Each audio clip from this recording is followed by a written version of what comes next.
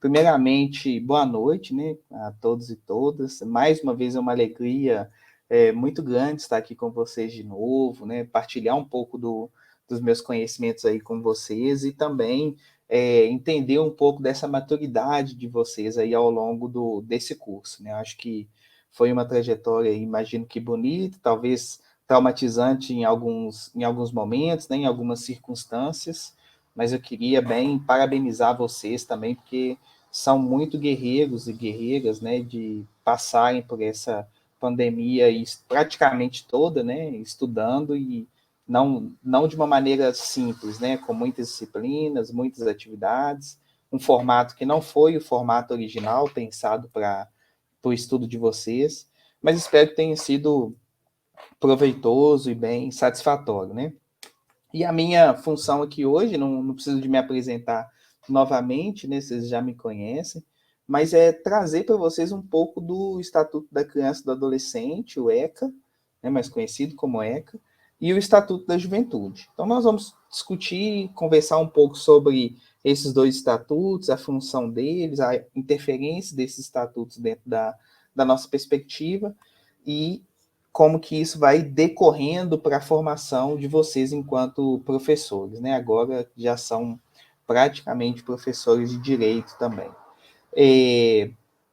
Para a gente iniciar, antes de iniciar, né, gostaria de dizer que a Raquel ela não estará conosco, né, nessa noite, mas essa aula está sendo gravada. Então, todos vocês receberam esse aviso ali no momento de entrada da sala, né? Então, depois, caso a Juliana, por exemplo, não venha, ela vai ter também o acesso a essa aula. E se algum de vocês, porventura, a internet cair e oscilar, voltem, né? Porque é importante a gente discutir um pouco das temáticas, mas se caso tivesse dificuldade, também vocês terão acesso a ela posteriormente sem problema. A nossa dinâmica, então, ela vai seguir desta maneira aí que está descrita de vocês. Primeiro, nós vamos começar um pequeno debate, né? Nós vamos discutir um pouquinho sobre esses estatutos e tal, e o que tem se falado sobre eles. Depois nós vamos entrar no aspecto do contexto das legislações, de uma maneira geral. Depois passaremos pela ideia dos estatutos, né? O que é isso, o que é um estatuto, por que ele não é uma lei normal, qual que é o diferencial que ele tem. E aí entraremos propriamente no ECA, né? Estatuto da Criança e do Adolescente, depois no Estatuto da Juventude, e aí os nossos 3 últimos momentos têm mais a ver com vocês, que é o papel do Estatuto na formação de professores, o nosso compromisso societário e algumas dúvidas e questionamentos que, porventura, vocês tiverem ao longo desta apresentação. Qualquer coisa, assim, interferência de conexão, áudio que vocês não estiverem escutando bem, podem mandar no chat. Se tiverem alguma pergunta, pode mandar no chat, que eu também vou ficar acompanhando aqui ao longo da apresentação. E se caso vocês tiverem alguma dúvida, alguma questão, também pode abrir o microfone para a gente poder conversar e dialogar um pouquinho nessa aula, tá bom? Pode ficar bem à vontade aí para a gente poder conversar um pouquinho. Então, para a gente poder começar esse debate, é importante a gente entender que o Estatuto da Criança e do Adolescente, ali pela primeira matéria que vocês estão vendo aí à esquerda, ela já diz que o Estatuto tem 30 anos, né? E que os professores têm uma missão com os jovens. Então, a primeira matéria traz um pouco desse contexto, de julho de 2020. Aí a segunda matéria aqui no meio faz uma pergunta, né? O ECA é inimigo do professor? E o terceiro diz: professores desconhecem o Estatuto da Criança e do Adolescente, afirma a pesquisa. Então, eu quero perguntar para vocês essas duas últimas questões. A primeira, vocês acham que o Estatuto da Criança e do Adolescente é inimigo do professor? Quem pode compartilhar aí pode dizer aí o que acha, o que acredita, se é inimigo, se não é, por quê? Pode falar, Sônia. Não, Thiago, eu não ia falar, não é porque eu não estava conseguindo ver o slide. Não, sem Desculpa. problema, sem problema. Não, sem problema. Mas alguém não consegue ver o slide? Ou todos estão vendo? Alguém gostaria de dar aí um comentário? Se é inimigo, se não é. Se vocês conhecem o ECA, então, assim, ó, já ouvi falar, sei o que tem de conteúdo, ou não sei. Pode mandar no chat, pode falar assim, sei, conheço, não conheço.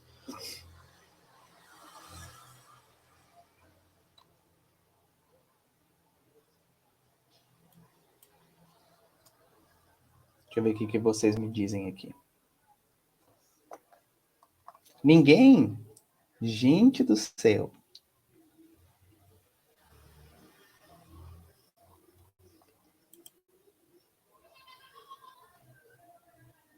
Se é inimigo ou não do Thiago. Acredito que não, né? Acredito que não. O estatuto desse não pode ser inimigo de professor, né? Mas é Essa uma das questão de perspectivas. conhecimento também um pouco, né? A gente está vendo tanta coisa, Thiago, mas tanta coisa, tanto conteúdo. E tá difícil de assimilar mesmo, assim, cara. Um Tá vendo coisa volume muito demais, grande cara. de É informações ao mesmo tempo, impressionante inclusive, né? a gama de coisas que a gente tem que ler, que a gente tem que resumir. Isso em 2 anos, cara, praticamente ininterrupto. Então, assim, tá difícil de assimilar alguma coisa, vou te ser sincero. Verdade, verdade. Não, mas é muita coisa mesmo, né? Assim, e ainda mais que às vezes foge do universo da formação inicial de muitos, né? Que não teve uma formação muito voltada para a área dessa área mais humana, vamos dizer assim, social, né? Então, isso acaba trazendo sempre uma novidade, uma dificuldade também com as Também, leituras. esse é o meu caso também, né? Eu tô falando por mim mesmo, assim, né? Nunca tinha Mas é tido massa. contato com tanta matéria, assim, relacionada à pedagogia, né? E isso vocês vão ver o quanto que vai fazendo a diferença, né? Assim, por exemplo, eu vejo nos comentários aqui da Natália, da Débora, trazendo um pouco da Gláucia também, né? Trazendo um pouco disso. Ó, não é um inimigo, mas assim, a gente acha que pode auxiliar, mas ao mesmo tempo a gente não tem muito desse conteúdo para a gente saber o que de fato pode auxiliar, o que não pode. Então, em linhas gerais, eu quero que essa noite seja mais leve, que vocês consigam entender os pontos principais, pelo menos, de cada um desses estatutos, para que, de fato, vocês consigam conversar, né, e dialogar com alguém por cima, tendo uma noção, pelo menos, en passant, desses dois materiais. Obrigado pela contribuição de vocês aí, pela fala no nosso debate. Então, para a gente poder começar, interessante a gente entender esse contexto das legislações no Brasil. E aí, para trazer um pouco desse aspecto, eu me recorro à Constituição da República Federativa do Brasil, que é a nossa categoria mais alta, né, no sentido de legislação. É o que vai reger boa parte aí das leis, claro, né, que elas estão debaixo desse guarda-chuva, e não pode ser contrária a ela. E aí, antes mesmo, né, no preâmbulo da Constituição, as pessoas que eram representantes do povo brasileiro, que estavam reunidos na Assembleia de Construção da Constituinte, eles colocaram que para instituir um Estado, né, é importante assegurar direitos sociais e individuais, o direito à liberdade, direito à segurança, ao bem-estar, ao desenvolvimento, à igualdade e à justiça, como os valores supremos da sociedade. Então, isso traz a ideia de que o povo brasileiro ele é dotado de direitos, né? Então, esse é o primeiro aspecto importante para a gente conseguir entender um pouco da organização das leis e do estatuto, como a gente vai discutir hoje. E aí, pensando em política, né, em Estado, né, trazendo essa associação, né, política, essa relação da polis e o Estado, nós temos três elementos fundamentais para que o Estado exista. Né? O primeiro deles é a população. Então, para que exista um Estado, é necessário que se tenha cidadãos com direitos políticos, né? Direito de votar, de ser votado. Né? E essa é uma constituição do Estado, um dos pilares para que o Estado exista, né? E aconteça. O território é importante para demarcar a área física que esse Estado tem soberania, né? No caso do Brasil, por exemplo, o território brasileiro é demarcado geograficamente, né? Fisicamente. Então, você tem esse espaço que, dentro desse espaço, ele possui um ordenamento jurídico. Então, esse ordenamento jurídico constitui o Estado brasileiro, como o Estado de outros estados, né? Outras nações. E os governos, que são as instituições de poder dentro de uma estrutura de Estado, e os poderes que são constituídos, né, normalmente pelas suas constituições, suas cartas ou através das normas do Estado.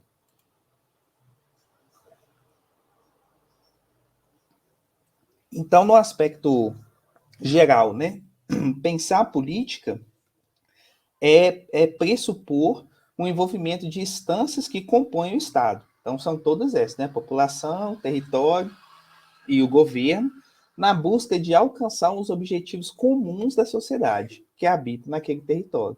Então, o governo e a população, elas devem buscar esses objetivos comuns para toda a sociedade, né? Então, a população, ela está no centro da dimensão política. Então, a gente pensar o Estado, nós pensamos a política, pensando a política, nós chegamos na população, como centro de tudo isso existir, né? Só existe Estado e política devido à população que habita um dado território. Então vamos lá para a hierarquia das normas. Tem algum advogado aqui? Acho que não, né? Se tiver aí, dá um alô para a gente aqui no chat. Mas os advogados estudam bastante essa chamada hierarquia das normas, né? A hierarquia das normas é o que rege a ordem das legislações. Então, no topo, nós temos a norma fundamental, que até no curso de direito é muito difícil dos estudantes compreenderem essa dimensão, porque é algo que é algo do campo filosófico. É para justificar que as leis, elas não partem do homem, e sim ela parte de uma ideia geral que é consolidada depois, né, dentro dessa ideia geral é consolidada depois nos níveis inferiores. Então, toda essa discussão que permeia a sociedade ao longo de todos os anos da história da humanidade faz com que a gente consiga chegar no patamar posterior, né, que é a Constituição Federal de uma república, de um país, e os tratados internacionais de direitos humanos. Então, pensando nessa dimensão das leis, os tratados internacionais de direitos humanos e a Constituição Federal, elas caminham em conjunto. Então, muito do que se constrói na Constituição Federal é com base nesses tratados internacionais, ou deveriam ser, né? Principalmente escutando a população e trazendo um pouco desses tratados. Abaixo da Constituição Federal, nós temos as emendas constitucionais, né, que são adendos à Constituição, e ela tem um peso maior, uma dificuldade de ser votada maior. Nós temos as leis complementares, logo na sequência. Abaixo das leis complementares, nós temos as leis ordinárias, as medidas provisórias e os tratados. Eu lembro que a gente discutiu muito isso na política educacional, né? Assim, essa diferença das leis, da medida provisória. Então, hoje vocês conseguem ter uma visão disso de uma maneira mais simplificada, né? Na sequência, a gente tem os decretos, que é para se fazer cumprir a lei, e as resoluções e portarias, que são estritas ao âmbito de cada organização, cada instituição dentro do Estado. Então, aí nós entramos no Estatuto. Então, pensando em Estatuto, o que é o Estatuto? Né? De uma maneira geral, o Estatuto ele é um regulamento que determina ou estabelece uma norma. É basicamente isso. Estatuto é um regulamento que determina ou estabelece uma norma. Lei orgânica ou regulamento especial de um Estado ou de qualquer corpo coletivo. Quando eu falo ou de qualquer corpo coletivo, nós abrimos a possibilidade dos estatutos sociais. Né? É popularmente conhecido como um documento utilizado pelas cooperativas e entidades sem fins lucrativos. Então, se você aí frequenta um clube, social, né? Você vai lá nadar, você vai encontrar com os amigos, jogar peteca. Você está regido por um estatuto dentro daquele espaço. Então, você tem normas a ser cumpridas e um regimento que reúne essas normas. E está tudo dentro do estatuto social daquela entidade que é responsável por aquele espaço. Então, qualquer aglomeração de pessoas, né, qualquer conjunto de pessoas, você vai ter a presença desses estatutos. E aí o Estatuto Legislativo, ele descreve leis criadas e aprovadas pelo Poder Legislativo e sancionadas pelo Poder Executivo. Por exemplo, o Estatuto dos Militares, o Estatuto do Desarmamento, dentre outros estatutos que foram criados dentro da esfera legislativa e sancionados pelo Poder Executivo. E dentro ainda, né, desses estatutos legislativos, nós temos o Estatuto sobre Gerações. Né? Eu coloquei entre aspas, porque eles não levam essa titulação, mas é uma forma de vocês entenderem que são estatutos que garantem o direito geracional no Brasil. E aí, nós temos 3 estatutos, né, que ao longo dos anos versaram bastante aí no contexto federal. O primeiro deles é o Estatuto da Criança e do Adolescente, que é de 1990, né, 13 de julho de 1990. O Estatuto do Idoso, ele é de outubro de 2003, e o Estatuto da Juventude, ele é de agosto de 2013. Então, reparem que nós temos aproximadamente, né, contando aí uma diferença maior do primeiro, 10 anos entre um e outro. Né? Então, nós temos aí 10 anos entre o Estatuto da Criança e do Adolescente para o Estatuto do Idoso, mais 10 para o Estatuto da Juventude. Essa noção de tempo nos ajuda a localizar isso para uma questão, por exemplo, de um concurso, que a gente precise de recordar mais ou menos nesse período de criação dessas leis, a gente faz esses arranjos para a gente conseguir lembrar bem. E aí vamos entrar, então, no Estatuto da Criança e do Adolescente, né, no ECA. Eu quero trazer para vocês aqui um videozinho para vocês assistirem e acompanharem, e depois a gente discorrendo sobre esse vídeo ao longo da minha apresentação. Se vocês não conseguirem escutar, me informem, tá? Por favor.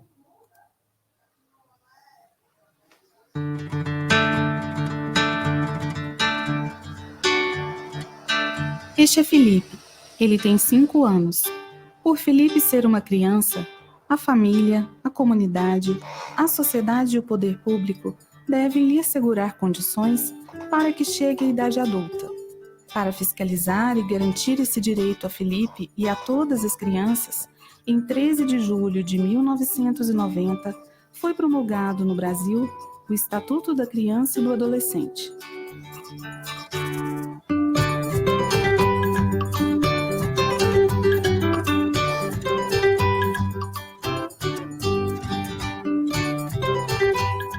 De acordo com o Estatuto da Criança e do Adolescente, todas as pessoas com idade de 0 a 12 anos são crianças e pessoas com idade entre 12 e 18 anos são adolescentes. Até a elaboração da Constituição de 1988, todas as leis direcionadas às crianças tinham um caráter punitivo, visavam proteger a sociedade do menor infrator. A Constituição de 1988 deu o primeiro passo para a criação de leis que pudessem proteger e dar apoio ao desenvolvimento dos menores. Os direitos fundamentais do Estatuto discorrem a respeito da vida e saúde,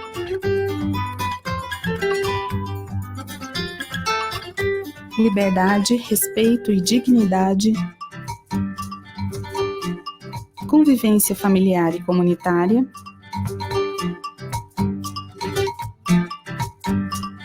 educação, cultura, esporte e lazer, profissionalização e proteção no trabalho. Com relação à vida e à saúde, o Estatuto apresenta os direitos da criança a partir da concepção, passando pelo período gestacional, nascimento e primeiros anos de vida. Sendo assim, é dever do Estado, por meio do Sistema Único de Saúde, assistir a mãe e a criança.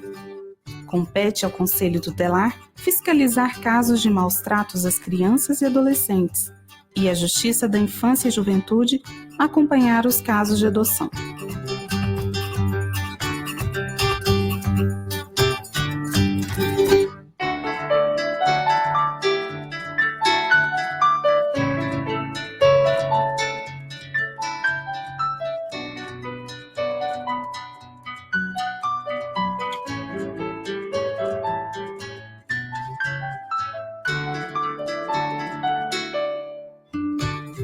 Toda criança e adolescente tem direito à liberdade, respeito e dignidade.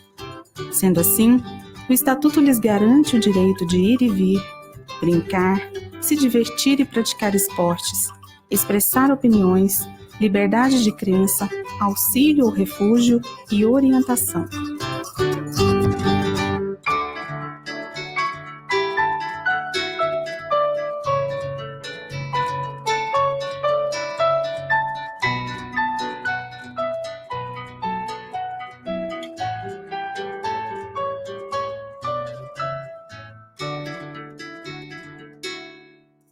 Toda criança tem direito à convivência familiar, e é dever do Poder Judiciário definir pela reintegração familiar ou colocação em família substituta, quando necessário.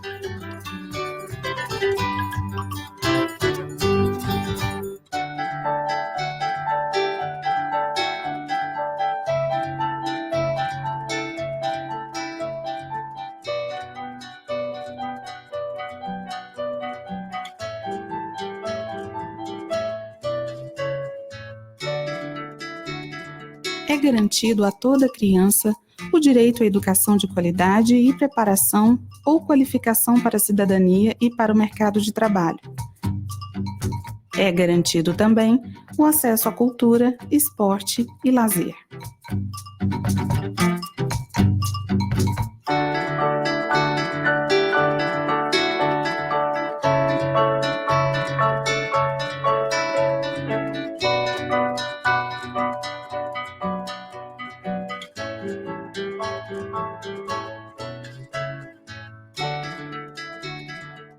É proibido todo tipo de trabalho a crianças e adolescentes de até 14 anos, salvo a condição de menor aprendiz prevista pela Constituição.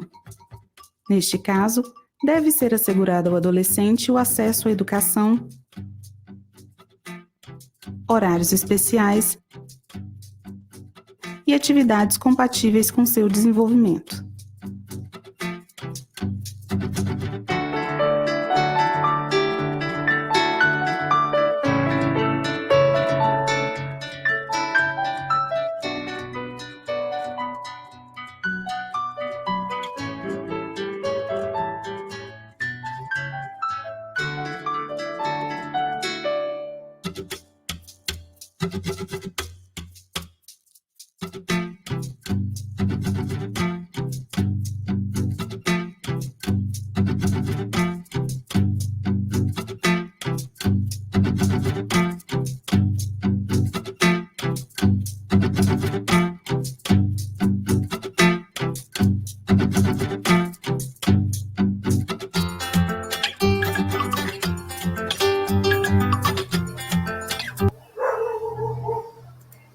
Eu acho muito legal quando eles colocam, né, a Universidade Federal ali de Goiás, que programou, produziu esse vídeo, né, um vídeo muito interessante, atrativo, assim, e ela coloca assim, o mundo não é, o mundo está sendo. E isso demonstra um pouco desse processo de reconhecimento também das pessoas quanto aos direitos das crianças e dos adolescentes. É interessante a gente pensar que a criança e o adolescente, ele não consegue escolher por si só ou defender os seus direitos, né? Porque nós não temos crianças como representante das crianças no poder legislativo e muito menos de adolescentes, né? Porque não pode, só pode se candidatar a uma vaga pessoas acima de 18 anos, né? Então, isso traz para a gente um cenário interessante para a gente poder analisar mesmo, né? E pensar um pouco de como representar isso, de como buscaram essa referência, de ter essa proteção, de ter essa garantia dos direitos das crianças e dos adolescentes. Então, isso veio, essa doutrina, né, de proteção à criança e adolescente, ela vem na Constituição de 1988, né? Então, a Constituição de 88 ela é antes do Estatuto da Criança e do Adolescente, e já versava sobre esse público, no artigo 227 e 228, e a Assembleia Geral das Nações Unidas, ela fez a Convenção das Nações Unidas sobre o Direito da Criança, em 1989, um ano depois da nossa Constituição ter sido consolidada, né? Então, isso apresenta para o Brasil, apresenta para o país a necessidade de olhar para as crianças. E aí, no ano seguinte, 1990, você tem o Estatuto da Criança e do Adolescente. Quem é considerado criança? Até 12 anos incompleto. E adolescente entre 12 e 18 anos de idade. Gravem bem essa faixa, tá? Adolescente entre 12 e 18 anos de idade, que nós vamos discutir sobre isso lá na frente no Estatuto da Juventude. Só É que importante. tem... Sim, pode falar. Eu acho que a gente tinha até um negocinho de levantar a mão, né? Não, fica bom, Posso fica falar? tranquilo. Pode. Então, mas de acordo com alguns artigos que a gente já leu, existe um certo conflito com relação a essas definições. Conflitos não, críticas com relação a essas definições de idade, né? Porque eles consideram, né, os críticos, especialistas e tudo mais, consideram que existe uma idade que não é aí cronológica, né, que está relacionado à experiência, à cultura, a outras questões nesse sentido, né? Exatamente, Arlene, principalmente na juventude. Quando a gente fala de criança, acaba que não tem muito essa discussão. A adolescência, ela se confunde com a juventude, porque ela é uma etapa entre, e aí ela tem toda essa complexidade da discussão. Mas o que é muito legal perceber dentro da sua fala, que extrapola a questão etária, é a condição juvenil, ou a condição de criança, ou a condição de adolescente. Que independente da faixa etária, você pode ter uma flexibilização dessas zonas etárias, né? Então, a criança, ela pode assumir uma responsabilidade tão cedo que ela deixa de ser criança e perde, inclusive, a sua condição de adolescência. Porque a adolescência, ela é um estado transitório, pensando na condição do adolescente, que não tem responsabilidade do jovem. Então, é como se ela ficasse jovem mais cedo. Sim. A gente pode afirmar, por exemplo, que todo mundo é criança. E podemos afirmar que todo mundo passa, nem que seja por um curto período de tempo, pela juventude, ou pelas condições da juventude. Mas nem todos são adolescentes, por exemplo. Nem todos têm a vivência como adolescente. Ah, Tiago, mas está muito subjetivo. Me dá um exemplo concreto. Então, um exemplo concreto. Criança brinca. Então, ela brinca, ela descobre as cores. Isso é uma condição da criança. Uma condição do jovem, por exemplo, é ingressar na universidade, ou ingressar no ensino médio, porque está dentro do período da juventude, ou ingressar no mercado de trabalho. Então, aí, por exemplo, por que a juventude começa com 14 também, né? Isso a gente vai confundir com essas faixas etárias. Exatamente porque com 14 o jovem aprendiz pode entrar, ele tem resguardo do Estatuto da Criança e do Adolescente, mas passado pouco tempo ele já tem, inclusive, direito a voto, né? Então, isso com 16 ele já tem direito a voto, e isso já traz uma outra condição enquanto sujeito. E principalmente como sujeito de direitos, né?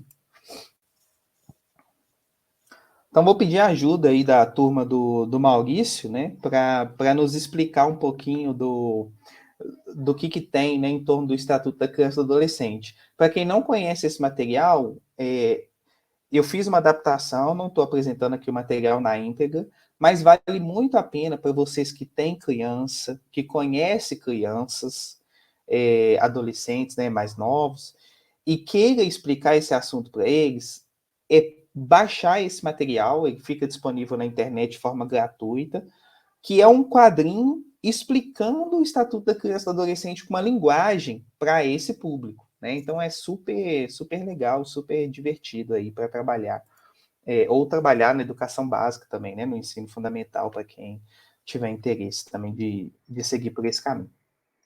Então, como foi falado no vídeo, eu vou fazer só algumas retomadas do que já foi dito para vocês. Então, a criança, ela tem... ele é um quadrinho... A Natália me perguntando aqui no chat se esse é um quadrinho de época, da década de 90. Eu não tenho certeza se esse exemplo que eu estou te falando aqui eu acho que eles fizeram uma releitura, Natália. Acho que já tinha feito algo na década de 90, principalmente quando saiu, mas esse material é um material um pouquinho mais novo. Então, ele tem esse formato digital. Então, pode ser uma reedição, né? Mas é muito legal você ter essa lembrança afetiva, né? Desse trabalho. Muito legal. Então, a criança, ela tem direito à vida, a viver, e ela tem... Criança e adolescente, né? E ela tem direito também à saúde.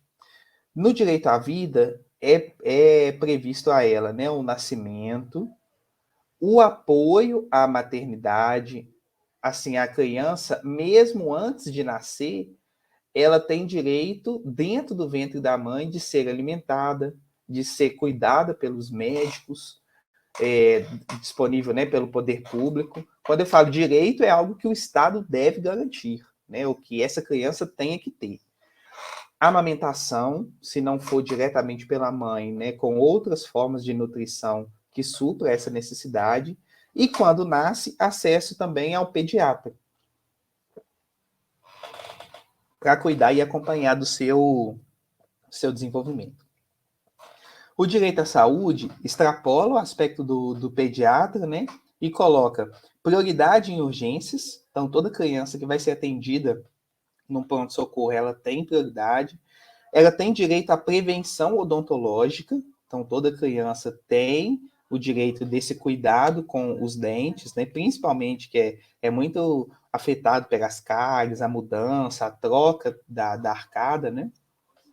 E também tem direito à vacinação. Então, isso também já está previsto no Estatuto da Criança e do Adolescente, que as crianças têm direito ao acesso às vacinas, né? Foi um tema aí muito discutido e dialogado nessas últimas 3 semanas, para a definição aí da vacina da Covid para as crianças. Daí nós temos mais 3 direitos. Direito à liberdade, direito ao respeito e direito à dignidade. O que nós temos dentro de cada um desse contexto? Nós vamos ter, no direito à liberdade, a proposta de ir, vir e estar em logradouros públicos e espaços comunitários, ressalvadas as restrições legais. Essas restrições legais têm muito a ver com a classificação de alguma atividade que esteja acontecendo no local, ou que não seja um local apropriado para criança. Então, você tem aí essas ressalvas e restrições legais, né? Tem direito também à opinião e à expressão. Isso é um aspecto muito interessante, até para um exercício pessoal mesmo, né? De quem é pai, quem é mãe, quem é tio, quem é tia, quem é padrinho, madrinha, enfim, né? Avó, avô.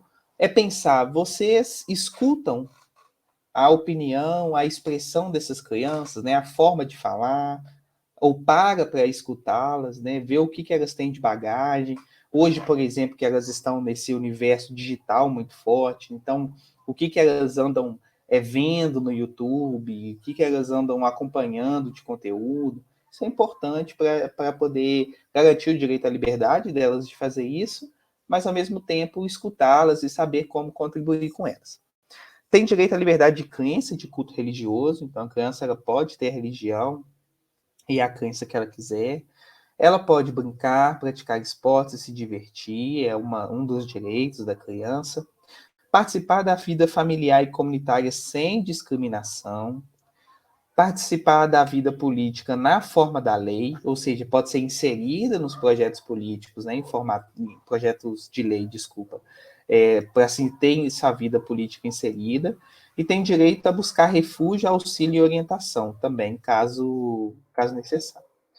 Ao respeito, né, nós temos aí uma das cláusulas que é extremamente simples, importante, mas que é muito criticada, por exemplo, pessoas que não defendem o Estatuto da Criança e do Adolescente, né, o direito à inviolabilidade da integridade física, psíquica e moral da criança e do adolescente.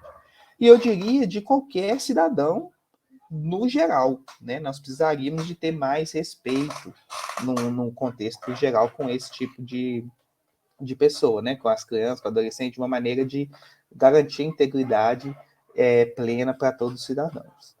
Também direito à dignidade, né? Salvaguarda dos tratamentos desumanos, violentos, aterrorizantes, vexatórios ou constrangedor. Expor crianças e adolescentes a esses tipos de tratamento é infringir ao estatuto, infringir aos direitos que essa criança possui, que é, na verdade, não cumprir uma lei, né? O que a gente fala aqui infringir o estatuto é não cumprir a lei daquele estado, né? A lei do nosso país. Direito à convivência familiar e comunitária. Esse é um aspecto muito longo do Estatuto da Criança e Adolescente.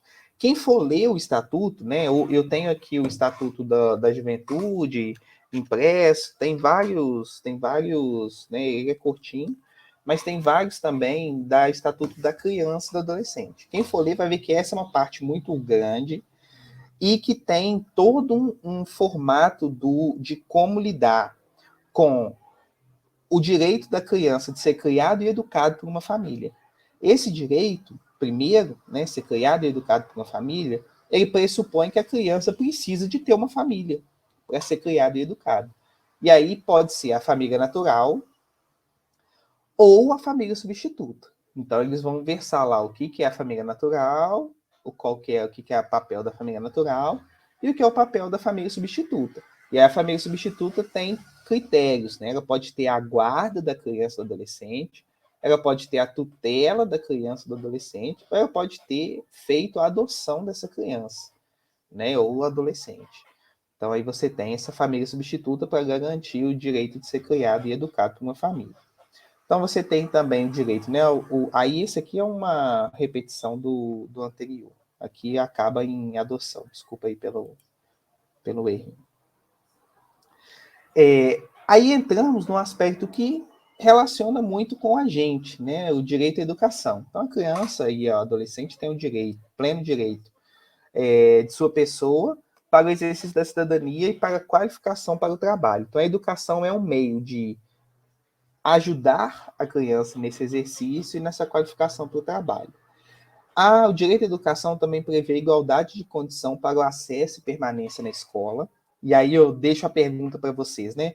Pensando que a criança e o adolescente, a faixa etária, né? Rompendo um pouco com a discussão que eu fiz com a Charlene aqui, a respeito dessa flexibilidade, mas é de 1 ano de idade, de 0 ano de idade até 18 anos de idade. Vocês acham que todas as crianças e adolescentes têm igualdade em condição de acesso e permanência na escola? Essa é uma crítica que a gente tem que fazer ao sistema educacional no qual nós estamos inseridos.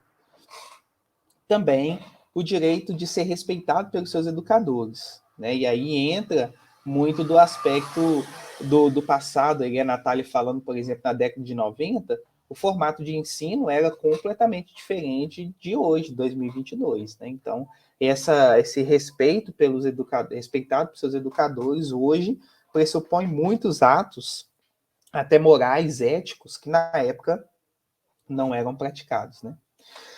Direito a contestar critérios avaliativos, podendo recorrer às instâncias escolares superiores. Então, o aluno teve uma nota baixa e não concordou, ele pode criticar, ele tem todo o direito de criticar, e nós, como educadores, professores, vamos mostrar para ele o que foi que o fez levar a esse processo. Por isso que a gente também tem que isso impacta um pouco o nosso trabalho como educador. Direito de organização e participação em entidades estudantis, né, os grêmios estudantis, é direito dos estudantes, e acesso à escola pública gratuita próximo de sua residência. Esse aí também é um dos direitos garantidos no aspecto da educação. A profissionalização e proteção do trabalho, né, aí nós temos aí acesso à formação técnico-profissional como direito, isso pressupõe a existência do Cefet e todos os institutos federais de educação, ciência e tecnologia, né? É proibido o trabalho de menores de 16 anos, salvo em condições de menor aprendiz com 14 anos, né, entre 14 e 16. É importante, é garantido o direito de conciliar o trabalho e os estudos. É proibido o trabalho insalubre nessa faixa etária, mesmo sendo menor aprendiz, não pode ser um trabalho insalubre. E proibido trabalho em horário noturno também, de 22 horas às 5 horas da manhã. A criança ou adolescente não pode trabalhar. Adolescente, na verdade, né, de 14 a 16 anos. Direito à cultura, esporte e lazer. Os municípios, né, com apoio do Estado e da União, devem estimular e facilitar a destinação de recursos e espaços para programações culturais, esportivas e de lazer voltadas para a infância e para a juventude. Então, é preciso que o governo, em todas as esferas, municipal, estadual e federal, some esforços para fornecer recursos para essas áreas, né? Cultura, lazer e esporte. Quais são outros dispositivos que estão presentes ali dentro do ECA, né? Que faz assim uma outra parte além dos direitos. Você tem toda uma etapa, né? Uma seção destinada à prevenção, então prevenção à ameaça de violação dos direitos, prevenção especial aplicada à informação, à cultura, ao lazer, esporte, diversões e espetáculos, que é aquela categoria, né? Seção indicativa, olha, aqui pode a partir de 12 anos, a sessão é livre para todos os públicos, que antigamente na televisão se falava, né? Livre para todos os públicos, agora mostra só o símbolozinho lá. Então, isso é uma das prevenções previstas pelo Estatuto da Criança e do Adolescente. Prevenção aplicada a produto e serviço, né? Não pode vender bebida alcoólica para menor de 18 anos, não pode vender cigarro para menor de 18 anos. E prevenções especiais aplicadas às viagens, né? Esse aí é um pouco do meu universo, vamos dizer assim, de trabalho, né? Já comentei com vocês que eu sou guia de turismo, sou bacharel em turismo, sou licenciado em turismo, então isso aí a gente entende bem quando está nesse aspecto aí, né? De viajar, você tem que ter autorização, né? Os avós, por exemplo, não podem viajar com os netos sem ter essa autorização, então precisa, sim, de ter esse cuidado, esse acompanhamento. Além disso, tem outras partes especiais, como o caso de políticas de atendimento à criança e adolescente, medidas de proteção para essas crianças e adolescentes, a prática do ato infracional, o que é considerado ato infracional e como ser punido, as medidas socioeducativas estão presentes no Estatuto da Criança e do Adolescente, medidas pertinentes aos pais ou responsáveis, todo o aspecto legal da legislação do Conselho Tutelar, né, também fundamentado ali pelo Estatuto da Criança e do Adolescente, o acesso à justiça e crimes e infrações administrativas.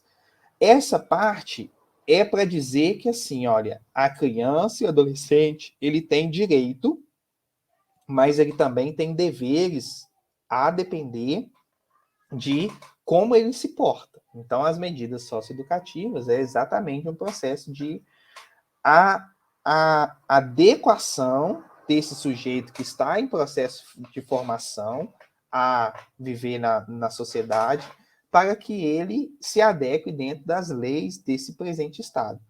Vocês vão ter, né, uma palestra exatamente, especificamente sobre esse universo aí, para vocês entenderem também um pouco dessa questão. Com certeza vai ser trabalhado mais isso.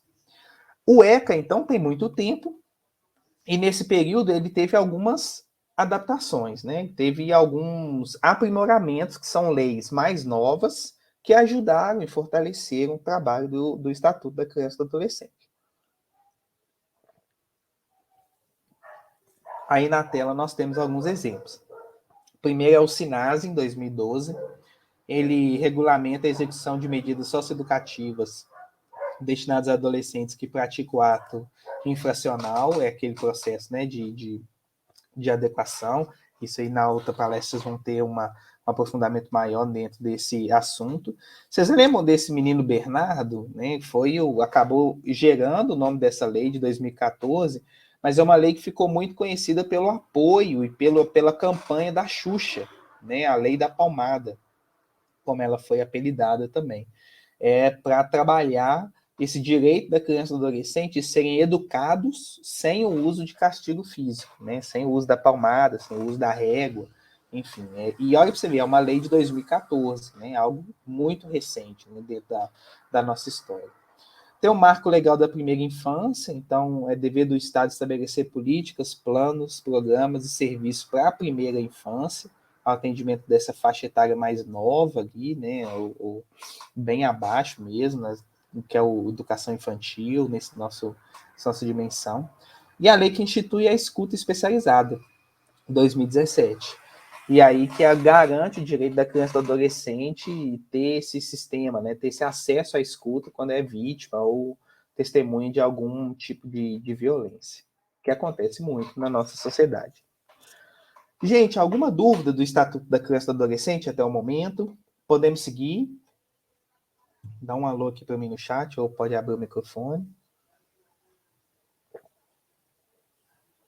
Pode seguir, por mim, sim.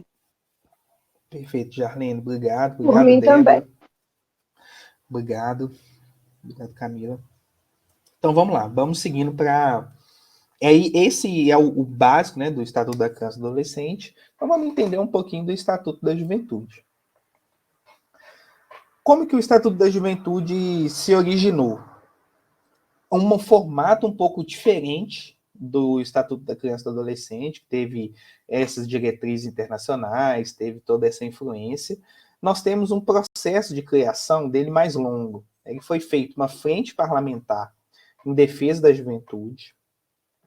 Aí, na sequência, foi criada uma comissão especial destinada a acompanhar e estudar propostas de políticas públicas para a juventude. Tudo isso na esfera do Poder Legislativo, tá? Em 2003.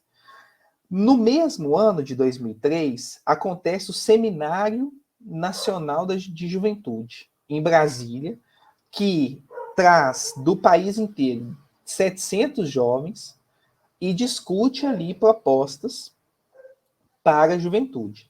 E na sequência, em 2004, você tem a Conferência Nacional da Juventude. Contou com a participação de cerca de 2.000 jovens de todo o país. Então você tem um número praticamente dobrado aí de jovens construindo políticas para a juventude, né? Então, dentro desse contexto. Oriundos do Seminário Nacional e da Conferência Nacional da Juventude, nós temos a criação da Secretaria Nacional da Juventude e do Conselho Nacional de Juventude em 2005.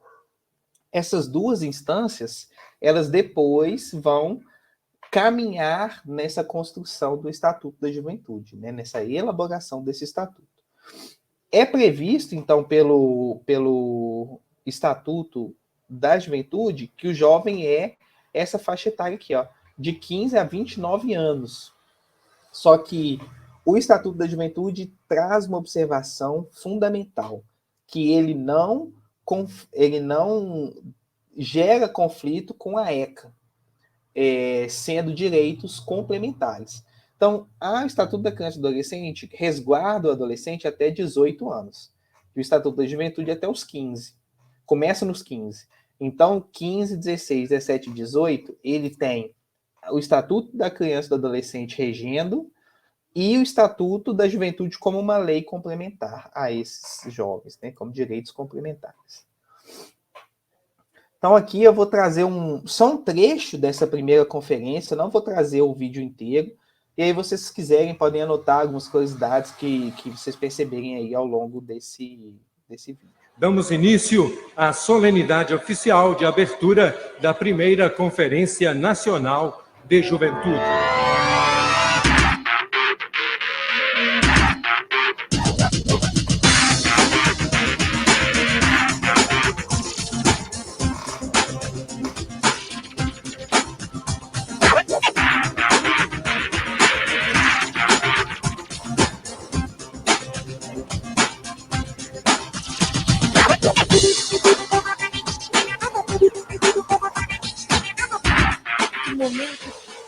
diferente nós vivemos hoje na sociedade brasileira, termos a possibilidade de estarmos aqui juntos, governo e sociedade civil dialogando. É a tradução de uma nova relação do Estado com a juventude brasileira. Está coroando um processo de lutas que já vem de muito tempo. Quero parabenizar vocês, jovens, a juventude brasileira, e ter a presença aqui nesta conferência de mais de 2.000 jovens. Está na hora da gente passar o bastão para a juventude tomar conta do nosso Brasil. Os objetivos preconizados sejam alcançados com êxito. Ao contrário do que afirmam certos porta-vozes do conservadorismo no nosso país, a juventude brasileira de hoje é tão ou mais participativa do que a juventude brasileira de qualquer outro momento da nossa história.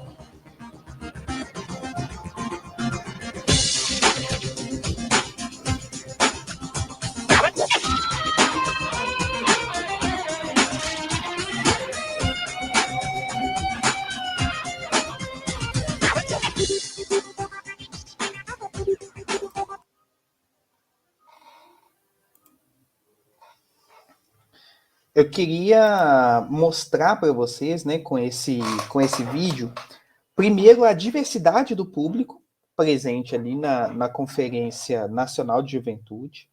Segundo, o que passou no finalzinho desse vídeo aí, nesse momento que a gente estava visualizando, né? São várias reuniões que antecedem a Conferência Nacional.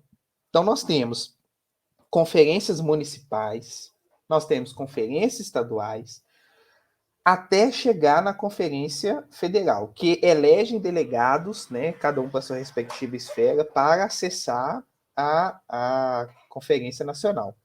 Além disso, você tem escuta de comunidades tradicionais, de grupos específicos e conferências livres. Grupos de jovens poderiam se reunir, fazer a conferência, registrar e ter depois a pleitear uma vaga, né, como delegado ou delegada na Conferência de Juventude. É um processo muito legal, muito bonito, assim, né, de construção de autonomia dos jovens. E o Estatuto da Juventude, ele tem alguns princípios, né, então nós vamos aí para os princípios. Ele tem um princípio de autonomia e emancipação, então é a ideia de promover a autonomia e a emancipação dos jovens. Ele traz também a ideia de participação social e política, então, a valorização da participação, da promoção da participação social e política de forma direta por meio de seus representantes. A criatividade e o desenvolvimento, né, a promoção da criatividade e da participação no desenvolvimento do país. Os jovens como sujeito de direitos, então, o reconhecimento do jovem como sujeito de direitos universais, geracionais e singulares. Além disso, nós temos como princípio também o bem-estar e o desenvolvimento integral, né, promoção do bem-estar, da experimentação e do desenvolvimento integral do jovem.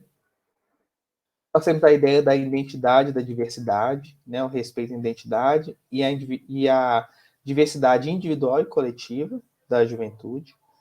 A cultura da paz, também como um dos princípios, né, promoção da vida segura, da cultura da paz, da solidariedade e da não discriminação. E nós temos também o diálogo e o convívio com o jovem, trazendo a valorização do diálogo e o convívio com o jovem com as demais gerações, né, trazendo essa perspectiva também intergeracional. Isso nos apresenta, então, alguns direitos dos jovens. As categorias são distintas em relação à categoria das crianças e dos adolescentes. Então, primeiro nós temos ali direito à cidadania, a participação social e política, a representação juvenil, que reúne ideias voltadas à participação na política, à avaliação das políticas públicas, à ocupação do espaço central, da posição central nos processos políticos e sociais, ou seja, ser protagonista, também definir, trazer perspectivas que agrade enquanto política pública. E o poder público, ele tem o dever de garantir a livre associação dos jovens, né? Então, isso aí já é uma forma também de uni-los nesse processo de participação política. O direito à educação ele garante educação de qualidade, com a garantia de educação básica obrigatória e gratuita para o jovem. A educação de jovens indígenas é preconizada. Aí, né, com todo o protagonismo também de Paulo Freire, a educação de jovens e adultos, prevista no Estatuto da Juventude.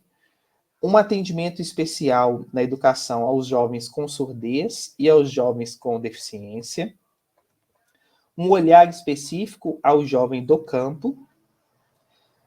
Um direito também à educação superior, né, no aspecto de ser um direito, das pessoas poderem acessar isso, o jovem entender que ele tem direito a esse acesso, e isso pode ser facilitado por meio de políticas afirmativas, né, e também tem um direito à educação profissional, assim como os adolescentes. No aspecto da profissionalização e do trabalho e a renda, você tem aí formas coletivas de organização do trabalho, como um direito garantido para os jovens. Nós temos a possibilidade de jornadas especiais de trabalho, que, inclusive, numa das últimas legislações, né, feita nos anos recentes, aí nós tivemos uma modificação nesse processo, né, trazendo ali uma insegurança para o trabalho do jovem também. O jovem, ele precisa, né, e tem o direito a acesso a linhas de crédito, ele tem o direito, né, de combater, vamos dizer assim, a precarização do trabalho, ele tem direito a acessar estágios e programas de aprendizagem, e você tem também previsto um olhar especial para o jovem trabalhador rural e o jovem trabalhador com deficiência, né, que aí dentro do contexto tem algumas limitações a mais em comparação aos demais jovens. Direito à diversidade e à igualdade, para cumprir o princípio, né, você tem um direito à diversidade, à igualdade de direitos e oportunidade de não ser discriminado em função da sua etnia, sua raça, sua cor de pele, cultura, política, orientação política, idade, sexo, orientação sexual, idioma, religião, deficiência, condição social ou econômica. E ter programas governamentais destinados a assegurar a igualdade dos direitos. No aspecto do direito à saúde, nós temos a saúde e a qualidade de vida, né, o foco na dimensão da prevenção, da promoção, da proteção e da recuperação da saúde integral. Então, você tem esses 4 níveis, né, de atuação dentro da esfera da saúde. O jovem também tem o direito ao acesso universal e gratuito ao SUS, atendimento e prevenção aos agravos mais prevalentes nos jovens e campanha educativa contra dependências químicas, né? Também é algo aí garantido pelo Estatuto da Juventude. No direito à cultura, o jovem tem acesso à livre criação, acesso aos bens e serviços culturais, participação nas decisões políticas, a fruição de bens culturais, acesso a espaços culturais, a desenvolver atividades artísticas e criativas, e também tem o direito à meia entrada, né, a meia entrada nos espetáculos e atividades culturais. Aí seguimos com os direitos da juventude, né, e aí nós temos aí mais uma previsão grande, que é o direito à comunicação, liberdade de expressão, com acesso, né, incentivo a programas educativos e culturais voltados para os jovens, a inclusão digital dos jovens. Isso nós vimos muito aí no período da pandemia, né, assim, como que o jovem vai estudar remotamente se ele não tem acesso, né, ao computador, à internet, ao celular. Então, isso tem que ser garantido aos jovens. Redes e plataformas de comunicação para os jovens, acessibilidade e a comunicação com as tecnologias assistivas, né, para os jovens com deficiência. No aspecto do lazer e do desporto, né, práticas desportivas para o seu pleno desempenho. Tem as leis de incentivo fiscal ao esporte, né, para ajudar e para priorizar os trabalhos com juventude.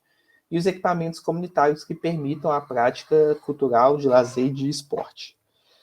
Já no aspecto da mobilidade, nós também temos ali, né, promoção de políticas de moradia, circulação de equipamentos públicos, acessibilidades a jovens com deficiência e o transporte coletivo interestadual através do ID Jovem. O ID Jovem garante que o jovem possa viajar gratuitamente, fazendo viagem entre os estados, né? Dependendo do período que ele compra, do prazo que ele faz que ele adquire isso.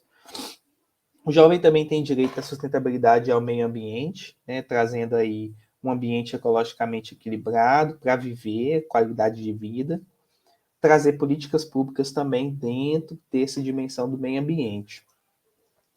E já no aspecto à justiça e segurança pública, tem direito de viver em um ambiente seguro, sem violência, e com garantia, né, de não violação física ou mental, integração com as demais políticas voltadas para a juventude, então fazer políticas intersetoriais, prevenção, enfrentamento e avaliação da violência, né, ter o acesso à defensoria pública e acesso dos jovens com deficiência também à justiça.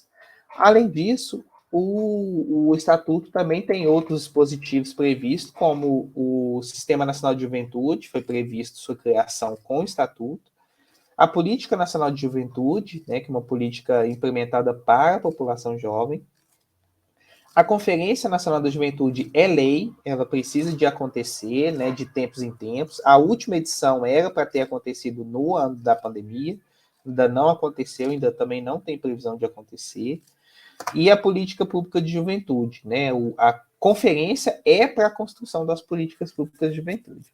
E os conselhos de juventude espalhados também pelos estados, municípios, para garantir a participação do jovem na construção política. Aí chegamos num ponto importante, né? O papel dos estatutos na formação de professores. Então, pensar o que o estatuto é importante para vocês. Então, peço bastante atenção aí agora, né, para quem está assim, mais ou menos desligado aí, para centrar atenção nesse aspecto, que esse aqui é o ponto-chave para vocês. Pensando aqui no Estatuto da Criança e do Adolescente, nós temos esses aspectos que a gente precisa de levar em consideração. A família e as propostas educativas. É direito dos pais responsáveis ter ciência do processo pedagógico, bem como participar das propostas educacionais.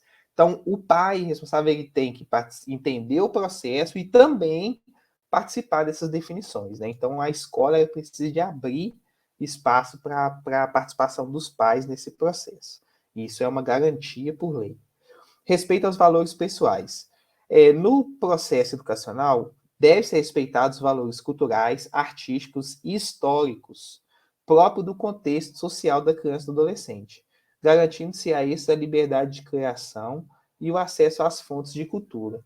Isso aqui se aplica muito ao preconceito que muitos professores têm, carregam consigo, da visão do jovem, por exemplo, que vem da periferia, que não tem uma bagagem cultural, e aí você tem toda uma discriminação ou situações complexas que são geradas dentro do contexto escolar que provoca, né, a falta de respeito com essa criança e esse adolescente. E o que é dever do Estado, né, para ser garantido aí? O Estado ele tem o dever de garantir o ensino fundamental obrigatório gratuito, a progressiva extensão da obrigatoriedade e gratuidade ao ensino médio. Então, o ensino médio ele deve ser gratuito, também garantido pelo Estado. Atendimento educacional especializado aos portadores de deficiência. Creche pré-escola para as crianças de 0 a 5 anos. Acesso a níveis elevados de ensino, da pesquisa e da criação artística. Oferta de ensino noturno regular, obrigatório pelo Estado, para adequar o adolescente que precisa de trabalhar ao longo do dia. E o atendimento no ensino fundamental através de programas suplementares de material didático escolar, transporte, alimentação e assistência à saúde, quando necessário. No aspecto do Estatuto da Juventude, o que nós temos aí do que toca, né, no nosso aspecto do campo educacional? Nós temos condições especiais de trabalho, então oferta de ensino e horários compatíveis com o trabalho regular, e estima a formação e qualificação em ambiente inclusivo. Então, volta a questão do ensino noturno, né, para quem trabalha, ou do acesso ao turno diurno para quem trabalha à noite. Capacitação dos professores. Está previsto no Estatuto a capacitação para o enfrentamento a todas as formas de discriminação, inclusão de temas sobre questões étnicas, raciais, de deficiência, de orientação sexual, de gênero, de violência doméstica e sexual contra a mulher. Cuidado com a educação indígena e também auxiliar na identificação de uso abusivo de álcool, tabaco e drogas.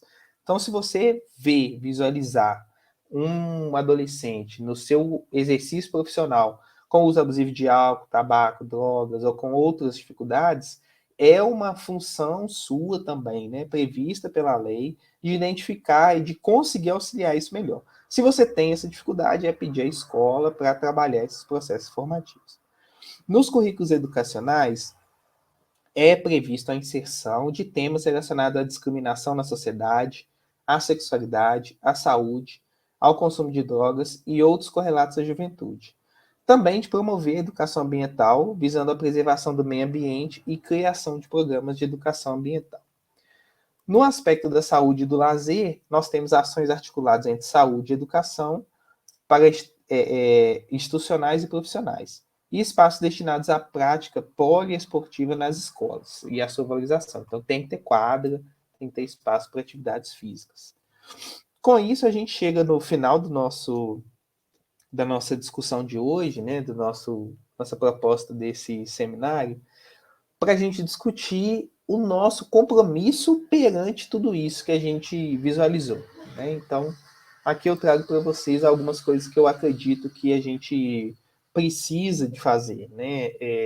E aí eu trago um texto muito interessante, um trecho, né, do texto do Observatório da Juventude da Universidade Federal, FMG, né, que diz assim, ó, reafirmar o aparentemente óbvio.